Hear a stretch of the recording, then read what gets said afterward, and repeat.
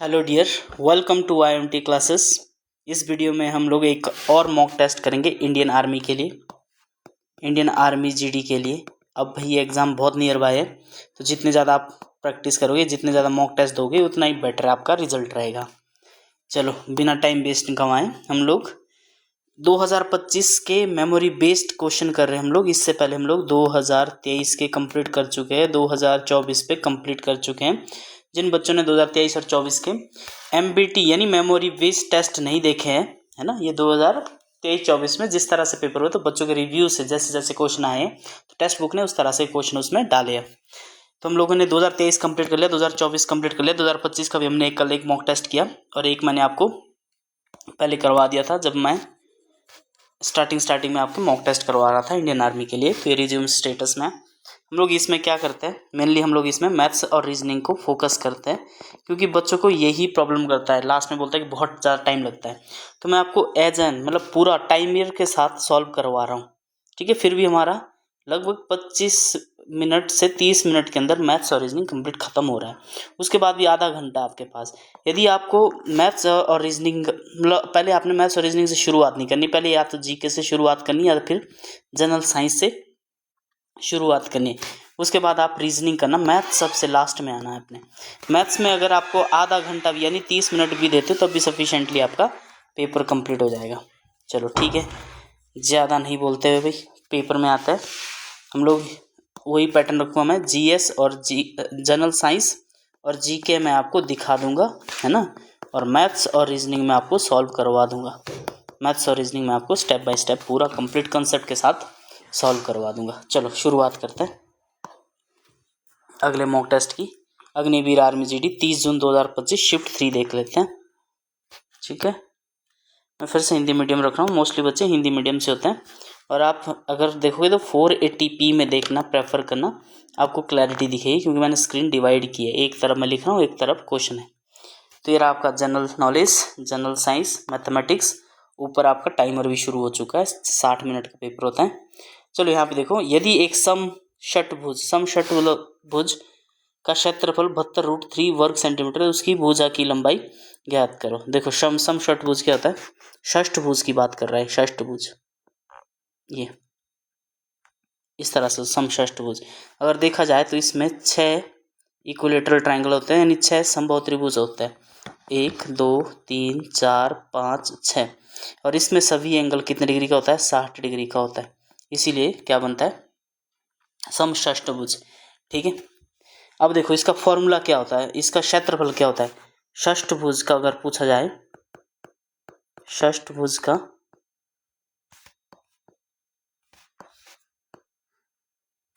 भुज कैसे लिखते हैं भाई, समषष्ठभुज का एरिया, है ना। क्षेत्रफल देख लेते हैं, यहाँ पे क्षेत्रफल कितना होता है, क्षेत्रफल तो होता है, याद रखना इसमें 6 होते हैं क्या, समबाहु त्रिभुज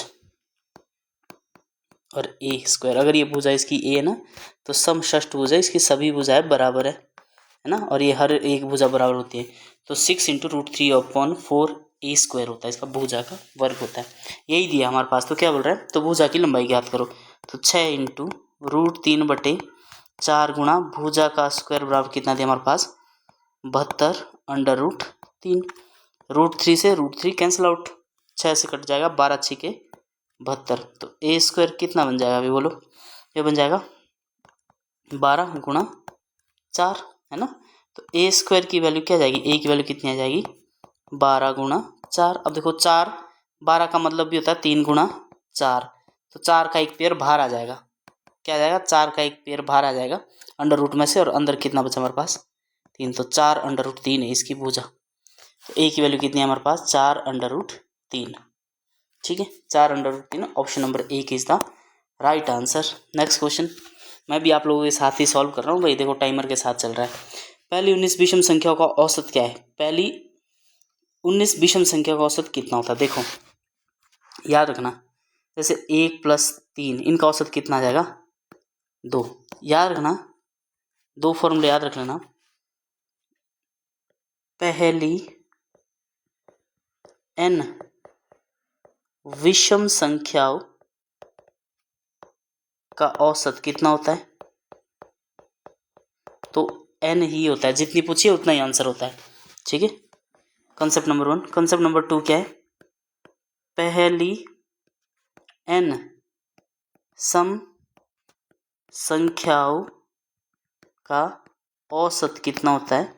तो याद रखना होता है n+1।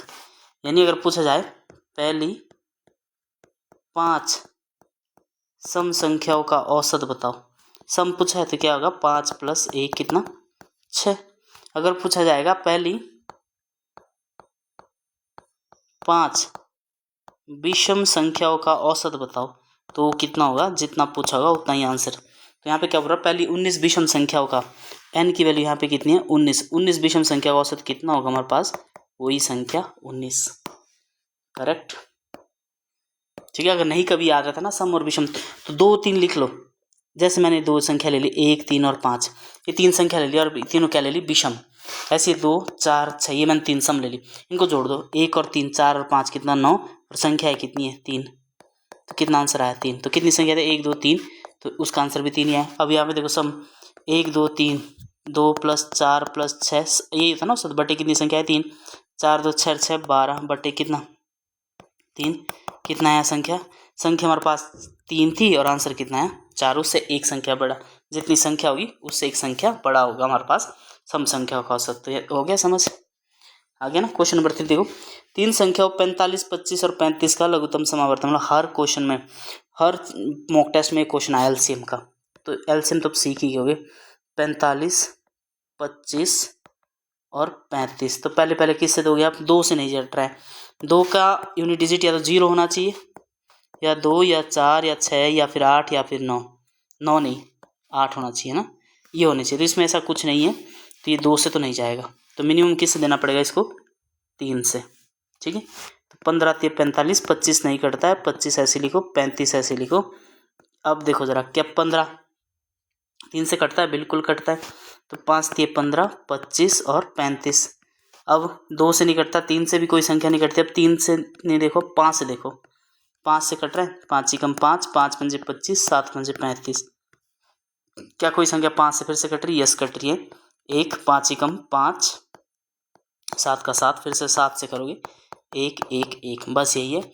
इनको लिख दो एज इट इज, 3 × 3 × 5 × 5 × 7। तो देखो 3 3 9, 5 9 45, 45 पंजे कितना होता है?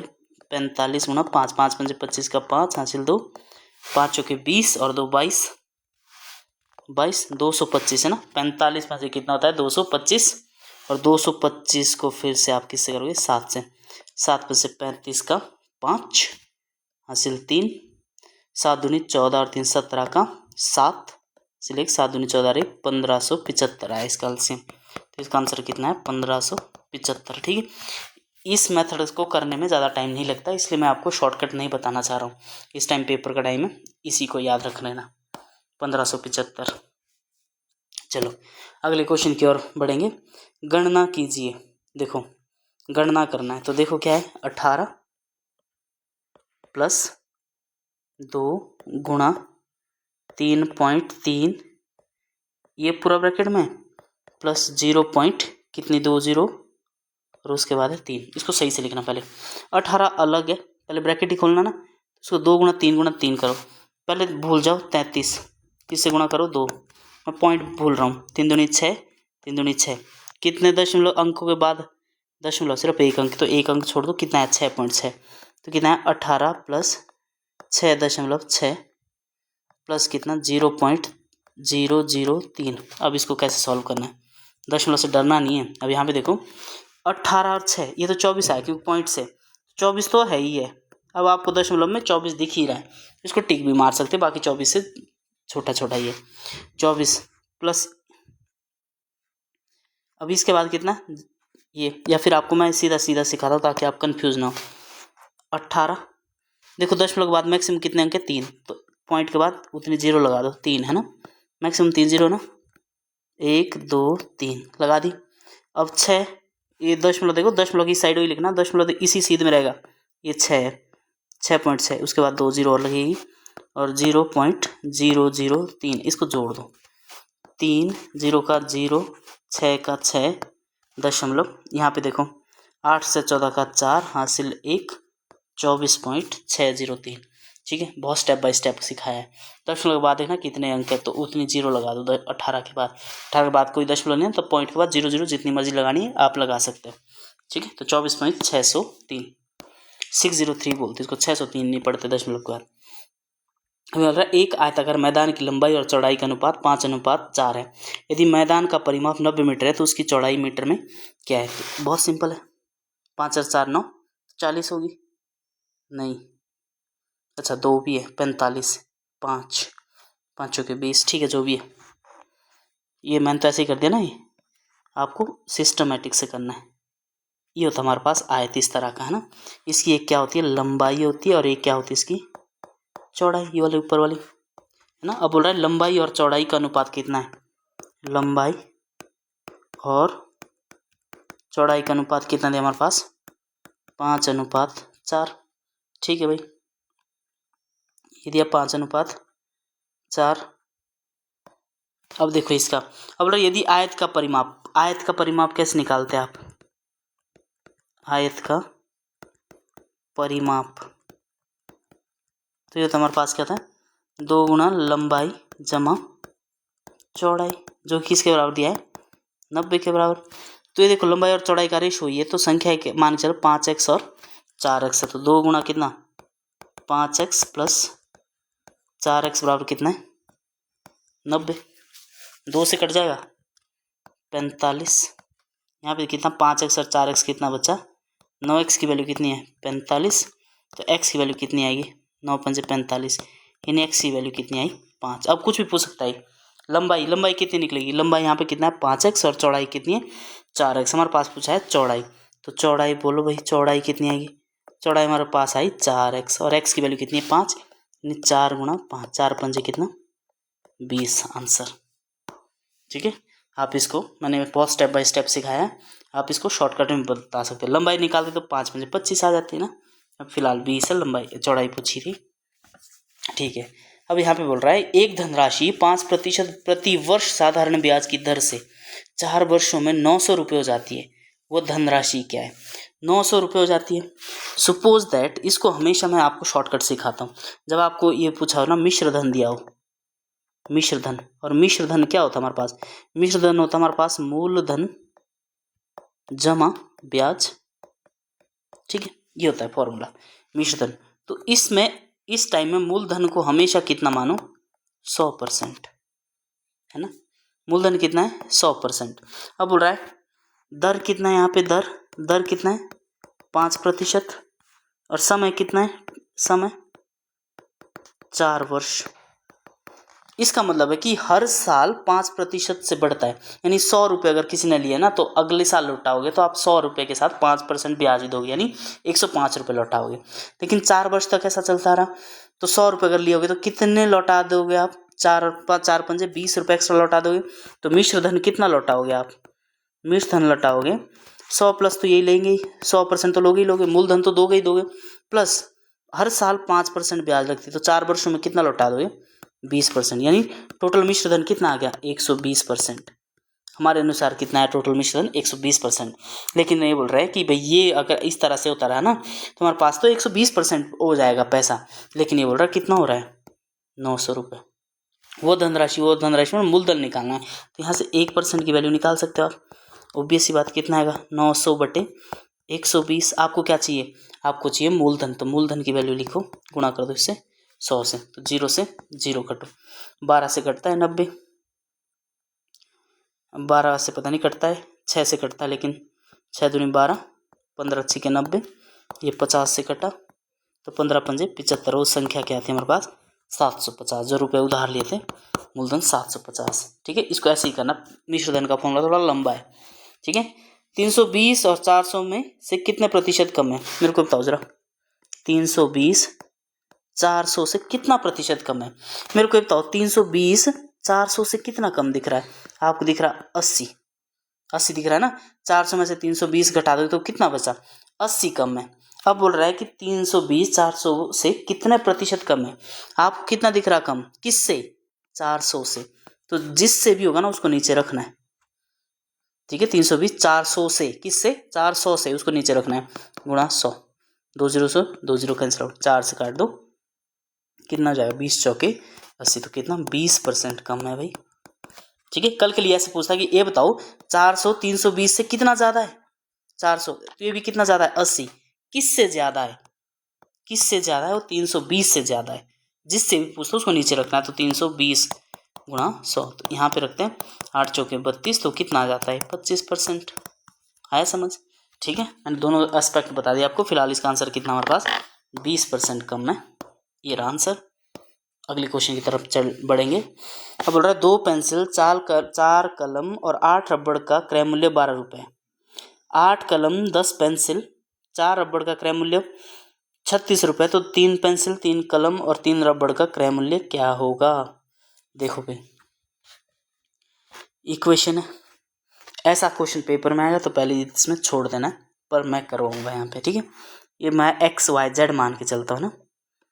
पेंसिल को मैं मान के चल रहा हूँ x 2x प्लस 4 कलम है, कलम को मैं मान के चल रहा हूँ y प्लस 8 रबड़, रबड़ को मैं मान के चल रहा हूँ z। इनका मूल्य है कितना रुपये, 12 रुपये। फिर आ रहा हमारे पास 8 कलम, कलम को y माना है, ठीक है, और 10 पेंसिल, तो 10 पेंसिल को ही रखता हूँ मैं 10x प्लस, फिर से क्या है 8 कलम 10 पेंसिल है ना, कलम को 8 कलम है ना, तो इसको y माना है, और 4 रबड़ इसको z माना है। इसकी वैल्यू कितनी है 36। तो ये क्या पूछ रहा है, तो 3 पेंसिल, पेंसिल को मैंने x माना है, और रबड़ को कितना है 3 पेंसिल 3 कलम 3y प्लस 3 z की वैल्यू कितना होगी।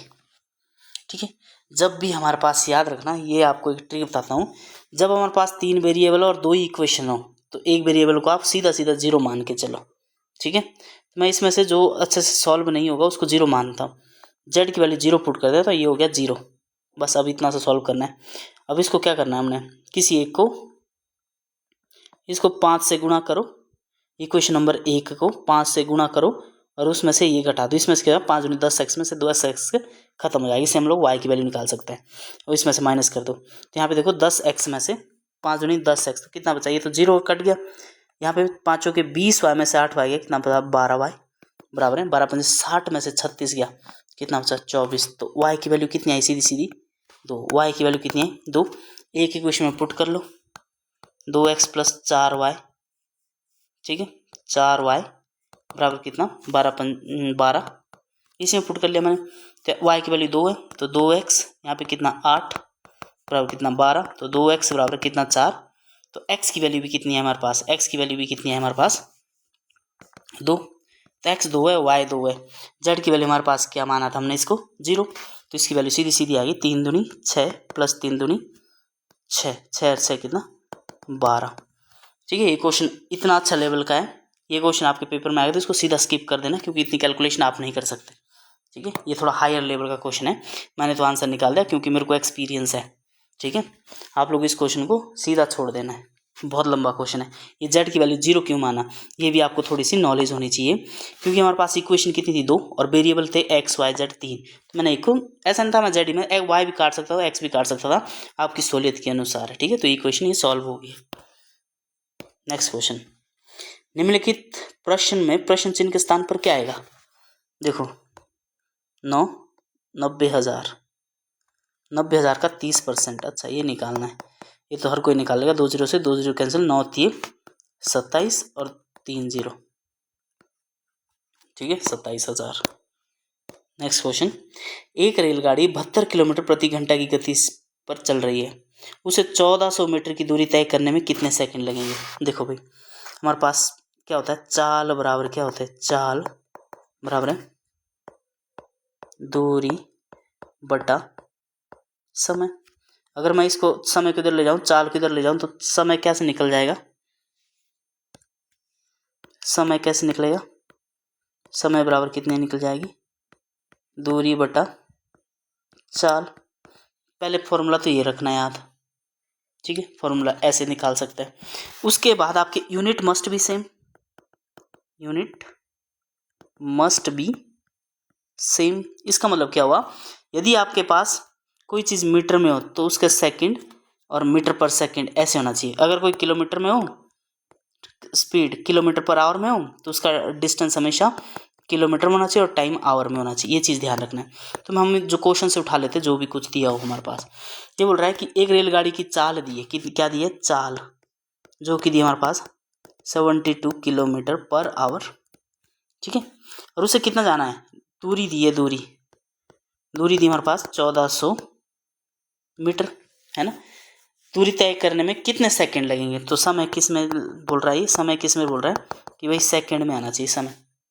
अब मेरे को बताओ, समय दिया है सेकंड में, दूरी दी है मीटर में, और चाल दी किलोमीटर पर आवर में। तो इसको पहले इसमें कन्वर्ट कर दो मीटर पर सेकंड में। तो चाल को कैसे कन्वर्ट करते हैं, 72 किलोमीटर पर आवर को मीटर पर सेकंड में अगर बदलना तो उसको 5/18 से गुणा करते हैं, ठीक है। चाल का हमने किलोमीटर आवर बड़ा होता ना, तो इसको छोटे में जाना है, तो छोटा ऊपर बड़ा नीचे ऐसे रखना है। 18 चौके 72, तो चाल आ गई हमारे पास कितनी, यह है 5 चौके 20 मीटर पर सेकंड। अब हम कुछ भी निकाल सकते हैं। अब हमारे पास यूनिट एक ही इसमें चल पड़े। अब लगाओ फॉर्मूला बस, ठीक है।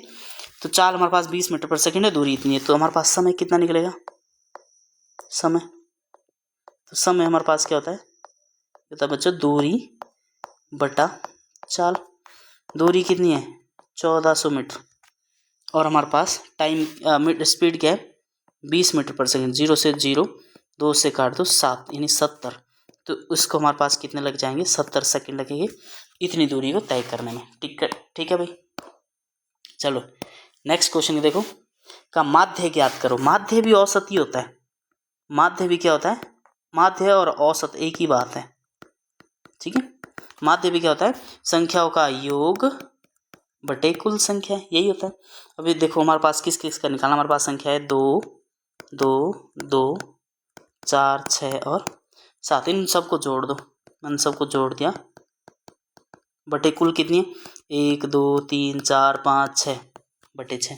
जोड़ दो, 2 और 2 4 और 2 6 और 4 10 और 6 16, 16 और 7 कितना हुआ भाई, 16 और 7 हुआ 23, ठीक है, बटे 6। अब 6 चौक 24 होगा, तो 4 से तो छोटा ही होगा, तो ना ये हो सकता, ना ये हो सकता, ना ये हो सकता है। ऑप्शन आपका मैं मिल गया कितना, 3.83। तो इसको भाग दे दो, 6 तिये 18, बचा कितना 5, 50, 8 छिके 48, 48 किया ना, तो 48 में कितना बचा 2, फिर 6 का पाड़ा पड़ो 20 आ जाए, 6 तिये 18, कितना बचा। अब ये 3 3 रिपीट हो जाएगा, तो इसका आंसर इतना ही आना चाहिए, 3.83। Got it. अगला देखो, ए किसी व्यवसाय में बी की तुलना में 2 गुना लाभ मिला, ठीक है। ए और बी ने क्रमशः 3200 रुपये और 2800 रुपये का निवेश किया। ए और बी ने अपनी राशि का निवेश करने वाले वर्षों की संख्या का अनुपात ज्ञात करो। देखो हमारे हमेशा याद रखना, प्रॉफिट हमेशा क्या होता है, प्रॉफिट इन्वेस्टमेंट इनटू टाइम, है समझ। तो आपको अगर टाइम निकालना होगा या फिर क्या करना होगा, देखो प्रॉफिट हमेशा क्या था, इन्वेस्टमेंट इनटू टाइम। किसी को भी प्रॉफिट कितना हो सकता है कि उसने इन्वेस्ट कितना, निवेश कितना किया अपना धन, है ना, मल्टीप्लाई बाय समय कितना लगाया इसमें। अच्छे क्वेश्चन आए हैं भाई, ठीक है। अगर आपको कभी समय निकालना हो तो आप क्या निकालोगे, वो निकालोगे आप कि आपने आपको प्रॉफिट कितना हुआ बटे आपने निवेश कितना किया। मेरे पास पेन है फिर भी कैसे लिख रहा हूँ मैं ना, राइटिंग कैसी हो रही है मेरी, पता नहीं कैसे लिखा जा रहा है यार, ठीक है। चलो इस तरह से, तो अब यहाँ पे देखो दोनों का ही निकालना है, प्रॉफिट और 2800। तो देख लेते हैं, यहाँ पे देखो हमारे पास कोई व्यक्ति ए और कोई व्यक्ति बी है, ठीक है भाई। अब यहाँ पे देखो मैं प्रॉफिट का रेशो निकाल लेता हूँ। प्रॉफिट कितना होता है, ए इंटू बी। प्रॉफिट का रेशो हमेशा में क्या होता है, निवेश का इंटू समय। तो मैं लिख देता हूँ प्रॉफिट 1 डिवाइड बाय प्रॉफिट 2 बराबर कितना, निवेश इन्वेस्टमेंट। ए ने कितना निवेश किया है, 3200 रुपये, और सपोज दैट इसने T1 टाइम तक किया है। बी को मैं बटे में लिख रहा हूँ, है ना, ये ए का है और ये बी का है, ठीक है। ये ए का प्रॉफिट है और ये बी का प्रॉफिट है 3200, और दूसरे ने 2800 रुपये इन्वेस्टमेंट किए और टाइम कितना लगाया T2। अब बोल रहा है ए को किसी व्यवसाय में बी की तुलना में दोगुना लाभ हुआ ए को बी से। सपोज दैट इसको 2 रुपये मिले और P2 को कितना रुपये मिला 1, तभी तो दोगुना, बराबर 3200 इंटू T1 बटे 2800 इंटू T2। यही तो निकला है ना, यही फॉर्मूले से निकला ना, इन्वेस्टमेंट इंटू टाइम, यही तो निकला, प्रॉफिट डिवाइड कर दिया। इनका रेशो ही तो निकालना ए और बी का रेशो, ठीक है, टाइम का रेशो निकालना। तो यहाँ पे देखो 2 0 से 2 0 कैंसिल आउट, ओहो कट गया भाई 2800, 2 0 से 2 0 कैंसिल आउट, 32 और 28 4 से कटता है, 8 चौके 32, 7 चौके 28।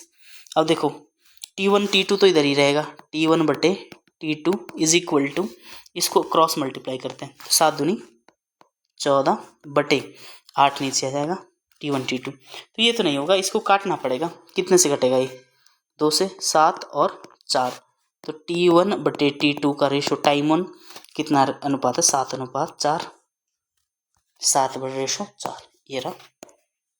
नेक्स्ट क्वेश्चन अगर पूछा जाए भाई 2025 के क्वेश्चन बहुत अच्छे हैं। निम्नलिखित में से कौन सा एक पूर्ण वर्ग नहीं है, पूर्ण वर्ग मतलब जिसका स्क्वायर नहीं हो, जैसे 289 किसका वर्ग होता है 324, 361, 363, पूर्ण वर्ग संख्या इसमें से कौन सी नहीं। देखो 289 होता है 17 का वर्ग, 324 होता है हमारे पास 18 का वर्ग, 361 होता है हमारे पास 19 का वर्ग, ये कोई पूर्ण वर्ग संख्या नहीं होती है, तो ये हमारे पास ये पूर्ण वर्ग संख्या नहीं है। अगले क्वेश्चन की ओर चलेंगे। अब यहाँ पे आ गया हमारे पास फिर से बोर्ड ये वाला सिंप्लीफिकेशन क्वेश्चन, इसको सही से लिखेंगे पहले तो 240 भाग, अब आप बोलोगे सर इतना टाइम होगा लिखने का, ऑब्वियस सी बात बहुत टाइम है आपके पास, 2 गुणा 5 प्लस 4, ठीक है। अब क्या करोगे आप, इसको पहले ना ये वाला ही देखो यहाँ तक ये भाग दे रहा, इनको गुणा में कन्वर्ट कर दो, 240 गुणा 1/40 गुणा 1/2 गुणा 5 प्लस 4, ठीक है। इसको देख लेते हैं। अब यहाँ पे देखो 40 गुणा 80, या फिर 0 से 0 काट दो, 6 चौके 24, यहाँ पे 3 बचा, 5 दिए 15 प्लस यहाँ पे 4 कितना 19, गॉट इट और नॉट, ठीक है। इसको सही करना है, पहले मैंने भाग को गुणा में बदला। अब सबको देखो, एक वस्तु का क्रय मूल्य 200 रुपये है, यदि इसे 198 रुपये में बेचा जाता है तो हानि प्रतिशत ज्ञात कीजिए।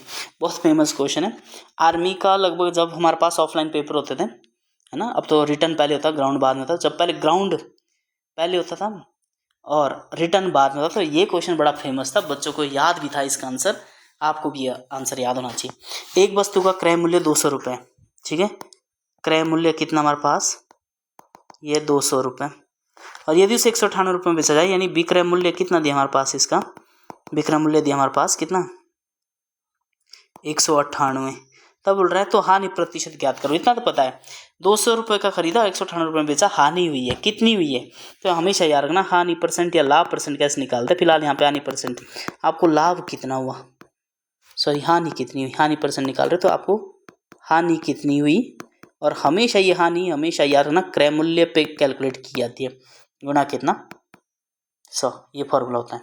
तो मेरे को बताओ कितने रुपए की हानि हुई, 2 रुपये की, किस पे हुई, हमेशा क्रय मूल्य पे, गुणा कितना 100, 2 0 से 2 0 कैंसिल, 2 से 2 कट गया, तो सिर्फ 1% की हानि हुई है, ठीक है। ये आंसर हटा हुआ होना चाहिए भाई, बस खत्म।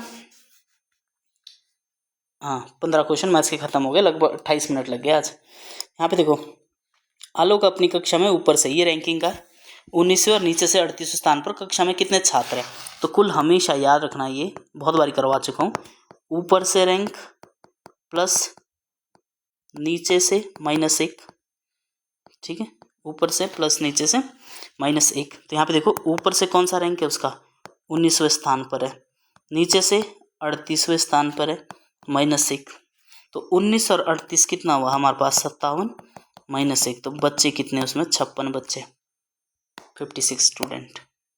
क्लियर। अगला देखो, एक श्रृंखला दी गई है, ठीक है, जिसमें से एक पद गलत है, दिए गए विकल्प में से उस गलत पद को चुनिए। देखो हमारे पास क्या लिखा है, P5 J10 D20 X40 और Q80। इसमें से कौन सा गलत है? पी होता है 16, ठीक है। जे होता है 10, 5, 10, 20, 40, ठीक है। 5 का डबल, 10 का डबल, 20 का डबल, 40 का डबल, ठीक है भाई, मान लिया। 16, 10, फिर अंकों से नहीं पता चला, ये 4 होता है, x 24 होता है और ये 17 होता है। यहाँ से हमने 6 घटाया, फिर 6 घटाया, डी 26 और 6 30, 30 में से 6 गया, 24 घटाया, 24 में से 6 घटाया तो ये आना चाहिए था 18, मतलब यहाँ पे q की जगह r होना चाहिए था, ठीक है। तो हमारे पास q वाला सीरीज गलत है, ठीक है। लॉजिक होता है इसमें एक, रीता दक्षिण पूर्व दिशा के सम्मुख खड़ी है। दक्षिण पूर्व क्या होता है देखो, तब पूर्व, ये पश्चिम, ये उत्तर, ओ सॉरी ये क्या लिख रहा हूँ मैं, हैं, पूर्व, पश्चिम, उत्तर, दक्षिण। तो बोल रहा क्या, दक्षिण पूर्व। दक्षिण पूर्व मतलब यहाँ पे इसकी और सम्मुख की साइड को देख रही हो, ठीक है, इस तरह से देख रही है, ठीक है। सर्वप्रथम वो 135 दक्षिणावर्त, ठीक है। मुझे नहीं आएगा ये समझ दक्षिणावर्त और क्या होता है, इसको मैं इंग्लिश में देख लेता हूँ। अच्छा, क्लॉक वाइज, ठीक है, 135 डिग्री। तो देखो ज़रा, इसको ऐसे देखते हैं, ये तो हमेशा 45 डिग्री होता है ना, और ये 90 डिग्री होता है। तो 45 और 90 मतलब इस दिशा में आ गई, क्लॉक वाइज मुड़ी। After that she turns 90 degree anti clock wise, 90 degree मतलब यहाँ से थी यहाँ पे 135 डिग्री यहाँ तक, फिर 90 डिग्री यहाँ पे आ गई, है ना, anti clockwise. Then she turns 45 degree clockwise, 45 degree clockwise, तो यहाँ पे पहुँच गई फिर से, है ना, इस दिशा में। 45 डिग्री यही होता है ना आधा, clock wise following bye 135 anti clock wise. ये तो 135 डिग्री घटा दो, 45, 45, 90 और 45, 135, इस दिशा में, पूर्व दिशा की ओर। In which direction is she facing now, इस दिशा में, इस दिशा में क्या है हमारे पास, पूर्व दिशा, तो पूर्व दिशा की ओर है, ठीक है। ये दक्षिणावर्त, ये थोड़े से खतरनाक शब्द है, दक्षिणावर्त वामावर्त मुझे पता नहीं लगा, मैं इसको क्लॉकवाइज और एंटी क्लॉकवाइज अच्छे से समझ पाया। क्लॉकवाइज मतलब घड़ी की दिशा में, क्लॉकवाइज दक्षिणावर्त मतलब घड़ी की दिशा में, वामावर्त मतलब घड़ी की विपरीत दिशा में, ये पूर्व की ओर है, ठीक है। इसको कर लेना भाई। देखो, डैश डैश के बाईं ओर दिए गए शब्द परस्पर किसी न किसी तर्क नियम से अच्छा संबंधित है। अच्छा, टेडपोल, मेढक, तो कैटरपिलर किसका होता है, तितली का। टेडपोल, टेडपोल जब अंडे में से बाहर निकलता है, टेडपोल से मेढक होते हैं। तो कैटरपिलर किसके होते हैं, तो तितली, तितली के जो अंडे से बच्चे बाहर निकलते हैं उसको कैटरपिलर बोलते हैं। कुत्ता तो पीला होता है, मुर्गी के चूजे होते हैं, भेड़ के मेमना होता है, क्या होता है मेमना, ऐसा ही होता है कुछ, है ना, छोटा बच्चा। अगला देखो, अक्षर और प्रतीक श्रृंखला का संदर्भ दिए गए और उसके बाद आने वाले प्रश्न का उत्तर दीजिए, ठीक है। हमारे पास लिखा है कुछ GHT, मैं लिख देता हूँ क्या है, GHT, उसके बाद परसेंटाइल लिखा है, उसके बाद K, उसके बाद ampersand, L, M, hash, ST, star, Q @ NU, ठीक है। ये दाएं बाएं, ठीक है, दी गई श्रृंखला में दाएं छोर से मतलब इस छोर से सातवें तत्वों और बाएं छोर से पांचवें तत्वों के बीच में कितने प्रतीक हैं, ठीक है। तो दी गई श्रृंखला में सिंबल देखने, सिर्फ दाएं छोर से सातवां, तो दाएं छोर से सातवां 1, 2, 3, 4, 5, 6, 7, यहाँ पे है सातवां पोजीशन, है ना, पहला, दूसरा, तीसरा, चौथा, पांचवा, छठा, सातवां, ये दाईं तरफ से सातवीं पोजीशन और बाईं तरफ से पांचवी, 1, 2, 3, 4, 5, पांचवा पोजीशन यहाँ पे। तो कितने, इनके बीच कितने तत्व है, तत्व नहीं क्या बोल रहे, प्रतीक है, सिंबल है। तो एक तो एम्परसेंट है, एक हैश है, 2 है, कितने हमारे पास, 2। तो ये होगा हमारे पास रीजनिंग और मैथ्स कंप्लीट। GS की तरफ चलेंगे, मैं क्वेश्चन पढ़ लेता हूँ। किस दिन को भारतीय वायुसेना दिवस के रूप में मनाया जाता है, सबको पता है, फटाफट कमेंट करो। ये भी देखना आर्मी डे कब होता है, नेवी डे क्या कब होता है ना, आर्मी डे जनवरी में और नेवी डे शायद दिसंबर में होता है। Bharat Sevak Sangh, servants of India society किसके द्वारा स्थापित किया गया था, बोलो फटाफट से भाई। किस भारतीय राज्य में सबसे अधिक स्थापित क्षमता के साथ और ऊर्जा उत्पादन में अग्रणी है? ये हमारा करंट अफेयर्स का है 2025 का। 2025 में किस खेल पहल का अधिकतम बजट आवंटन प्राप्त हुआ था? बोलो भाई। ये भी करंट अफेयर्स था, पढ़ने की जरूरत नहीं, अभी नया करंट अफेयर्स पढ़ लेना। एक या दो क्वेश्चन होते हैं तो स्टेटिंग में ज़्यादा ध्यान रखना। कौन सा संवैधानिक संशोधन मिनी संविधान के रूप में जाना जाता है? तो कौन सा था वो, जिससे हमारे पास 3 शब्द जोड़े गए थे ना भारतीय संविधान में? तो उसको आर्टिकल 44 होता है ना, मिनी कॉन्स्टिट्यूशन। 44 नहीं, सॉरी 42, गलत बोल रहा हूँ मैं, 42 होता है, 42वां संवैधानिक संशोधन क्या है ये वाला, ठीक है। इसमें 3 शब्द जोड़े गए थे भारतीय संविधान में नए। कौन कौन से शब्द थे उसको भी ध्यान रखना। धर्मनिरपेक्षता है ना, राजनीति के निर्देशक सिद्धांत, ठीक है, DPSP, कौन सा अनुच्छेद न्यायालय के हस्तक्षेप से परे है? देखो पहले तो DPSP देखना कौन सा है। आर्टिकल 19, 21, ये तुम्हारे पास क्या है, फंडामेंटल राइट्स है। 52 और 37, तो DPSP 52 तो नहीं है, यहाँ पे एक ये आर्टिकल 37। उन विषयों पर कौन कानून बना सकता है जो संविधान में दी गई विषयों की सूची में शामिल नहीं है? उसमें केंद्र सरकार है ना। 3 सूचियाँ होती है ना, एक राज्य सरकार होती है, एक केंद्र सरकार होती है, एक ऐसी होती है जिसको केंद्र सरकार और राज्य सरकार दोनों ही अपनी नीतियाँ बना सकती है ना। तो राज्य सरकार और केंद्र सरकार अगर दोनों अपनी अपनी नीतियाँ बनाए तो केंद्र सरकार की मानी जाती है, ठीक है, नीति। स्थलीय समीर कब चलती है? रात के दौरान, दिन के दौरान, पूरे दिन, सप्ताह में एक बार। चिकित्सा के क्षेत्र में प्रवासी भारतीय सम्मान पुरस्कार 2025 ये करंट अफेयर्स है। भारत में अधिवास का स्वरूप जो सुदूर जंगलों या छोटी पहाड़ियों में अलग अलग झोपड़ियों के रूप में दिखाई देता है, डैश डैश के रूप में जाना जाता है, क्या होता है वो? निम्नलिखित में से कौन सा स्मारक प्रथम विश्व युद्ध के दौरान मारे गए ब्रिटिश भारतीय सेना के सैनिकों को स्मरण करने के लिए बनाया गया था? इसके बाद भारतीय सेना के पहले commander in chief CINC commander in chief कौन थे? पूर्वी नौसेना कमान मुख्यालय स्थिति कहाँ पे है भाई? नौसेना कमान पूर्वी। असहयोग आंदोलन प्रारंभ होने का कारण क्या था? बंगाल विभाजन, जलियांवाला बाग हत्याकांड, सूरत विभाजन। असहयोग आंदोलन कब शुरू हुआ था? आप आइडिया लगा सकते हैं। बंगाल विभाजन कब हुआ था? 1905। मॉरले मिंटो सुधार 1909। जलियांवाला बाग हत्याकांड 1919। सूरत विभाजन 1907। तो ठीक है, इससे भी आइडिया लगा सकते हैं किसके करीब था ये। निम्नलिखित में से किस नृत्य में नर्तक अपने सिर पर जलते हुए दियों वाली बर्तनों को संतुलित करते हैं? ठीक है, इसको देख लेना। और फंड जो होते हैं ना वो शास्त्रीय नृत्य वो भी याद कर लेना। कथक कहाँ का है, कुचिपुड़ी कहाँ का है, भरतनाट्यम कहाँ का है, ये भी याद कर लेना, एक क्वेश्चन आता है। अलैंगिक जनन डैश डैश में मुकुलन द्वारा होता है। मुकुलन द्वारा किस में होता है? उसके बाद है हड्डी और दांतों में मौजूद रासायनिक पदार्थ होते हैं, क्या होता है इसमें से? उसके बाद एक सरल लोलक की गति होती है, क्या? सरल लोलक के पेंडुलम ऐसे वाली क्या होती है, इसकी गति ऐसी होती है। अब देखो कौन सी होती है। निम्नलिखित में से कौन एक खाद्य श्रृंखला का निर्माण करता है?